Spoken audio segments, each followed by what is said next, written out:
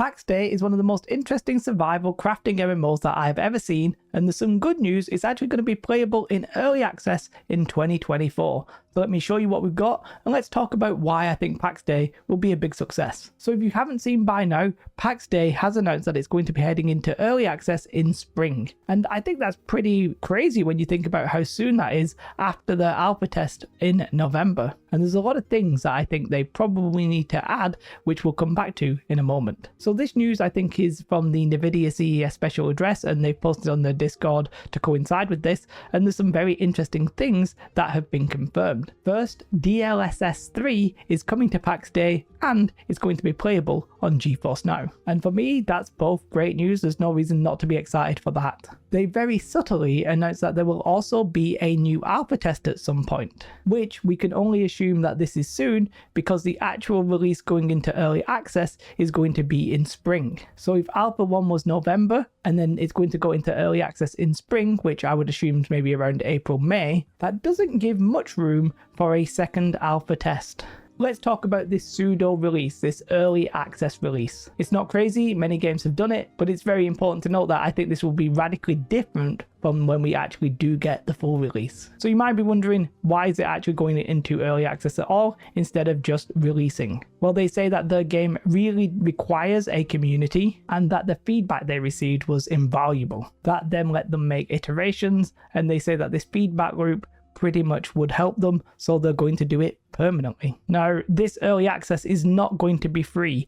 Basically, it's going to be a single purchase that's going to grant you access to the early access until it releases. They then say that they'll reinvest this revenue into the game to make it bigger and better. That all makes sense. That's sort of what you would expect. I guess this is to assuage the idea that they just don't have the money to develop the game and they're trying to cash out. They don't want to give that impression, and I don't think that's true at this point. And we do sort of need to talk about monetization as well. So as I said, it's going to be buy to play when it comes to the early access. That's perfectly reasonable. They also talk about platforms. Now, they don't say what platforms it's coming to. I think we can definitely safely assume it's going to be PC, but I'm not sure where else it's going. Will the early access go to consoles or something like that? I'm not sure, but it's interesting nonetheless. But yeah, the early access is going to be buy to play. But when it releases, that's definitely not going to be the case. And if I'm honest, this game has a little bit of a sniff and a whiff of some pay to win. So in the full release, there's going to be a few different monetizations, which I may not even remember them all. But there's going to be a sub fee that's going to keep your plots up. There's going to be like cosmetic sales, probably a box cost because that makes sense. And then the controversial one is basically a token. Now, just before I talk about that, the sub fee is going to be something that helps you keep your plots existing in the world. Because what they don't want is people to buy the game, build their stuff, and then stop playing the game, and then their buildings will just stay there forever. So I'm not really 100% sure how that's going to work in earlier access. I sort of suspect that there's going to be regular wipes, and the wipes might cause some problems because some people don't want to feel like their work and their effort is going to be made redundant when it gets wiped. I checked for the official sources. I can't see anything about wiping, which I presume means that they will do actual wipes, probably when they do big content, and almost certainly when it releases. So if that's an issue for you, then keep an eye out on the official sources, but I would expect wipes if they've not said otherwise. Now back to the more controversial monetization, and that is the Pax Dei token. Now I'm not going to fully explain it here, but what they basically said that they were considering, and I think if they are considering it, it means they are planning to do it.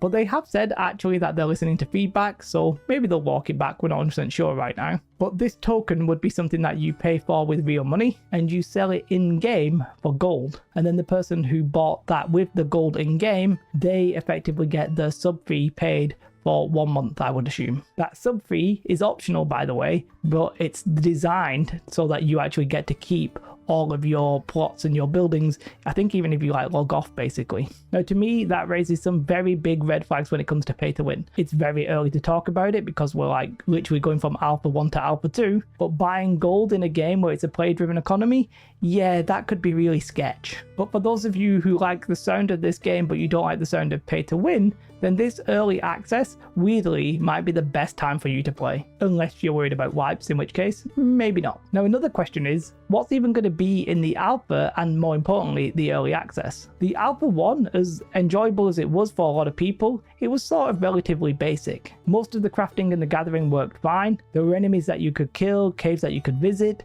but there wasn't really that much like actual content, if you will. One thing that was literally just a placeholder in the alpha was the combat, and for me, coming from a New World background, the combat is super important. If I like the combat, then I'll probably like the game. Now, they haven't said what's in the early access. I really want to see what they're going to do with the combat, and I really want it to be in the alpha too, and if it's not, it has to be in the early access for me to even really consider this. So they've got to add the combat, then they've got to add like content like more zones, more dungeons, and more importantly for a lot of you guys, the PvP zones. The map was beautiful, but a lot of the times it felt a little bit barren, so I think some more content here and there would definitely spruce that up. They probably also need to do a little bit of a once over when it comes to the progress in the game, or the balance in which like you actually craft stuff. The UI was not very intuitive when it comes to knowing what to craft something else. I'm not going to really fully explain myself here, but if you just come into the game and you don't know what you're doing, you can chop down a billion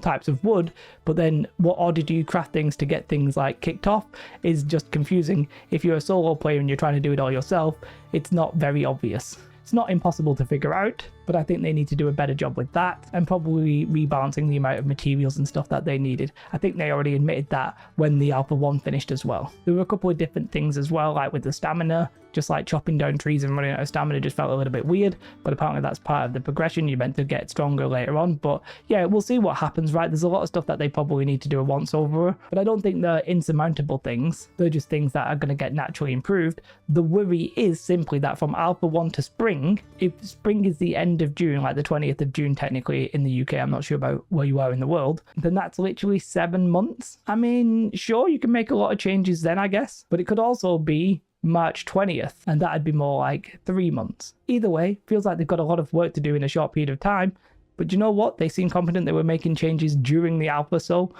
it'll be interesting to see what they actually end up with. I'm not sure if they can do everything in that time, but I'm definitely interested to find out. What I will say is that Pax Dei is a great survival crafting MMO. It's a permanent world and your stuff will stick around if you pay the sub fee. Honestly, I hadn't personally played anything like it, and it was definitely fascinating to see. The reactions to that first alpha were generally overwhelmingly positive. I think for a lot of people, the game is just going to tick so many boxes, and a lot of you will enjoy it. My personal worry with games like this is how's it going to be for the majority of the audience. I think, for example, the PvP zones, well, that could definitely feel a little bit Zergy. I haven't heard any anti-Zerg measures. I'm not sure what would stop like the biggest group of people, maybe like a Twitch streamer or just a big clan, from getting in the game and just dominating a PvP area and taking all the resources. I can't see how it wouldn't just be who has the most numbers. I also worry that when I was trying to play this game, I was trying to do it solo just to see how I felt about it, and honestly, it felt really bad solo. I was playing alongside the pirates, and the pirates basically just built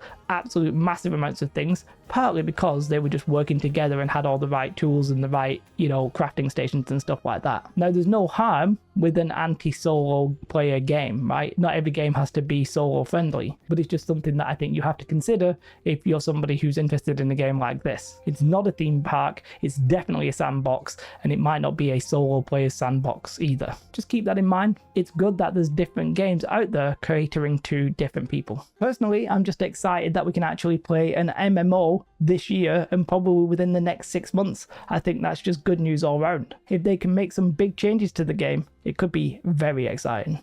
Let me know your thoughts in the comments below. Big shout out to my Patreons, and if you want to come watch me on Twitch, there'll be a link in the description. Other than that, have a beautiful day. Like and subscribe. Goodbye.